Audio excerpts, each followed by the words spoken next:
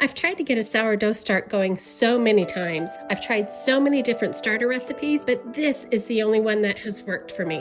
I start with 1/4 cup freshly ground wheat flour and about a 1/4 cup warm, not hot, water. I've also found that keeping the starter next to my toaster is helpful for 2 reasons. One, it's a great spot to help me remember to either feed it every morning or give it a good stir. I alternate those. And 2, this starter likes to be a little warmer than room temperature, just a little, and this spot by my toaster is perfect for that. I know my starter needs to be fed when I can tilt it and not much happens. To feed it, I use about 1/4 cup of white flour and room temperature water.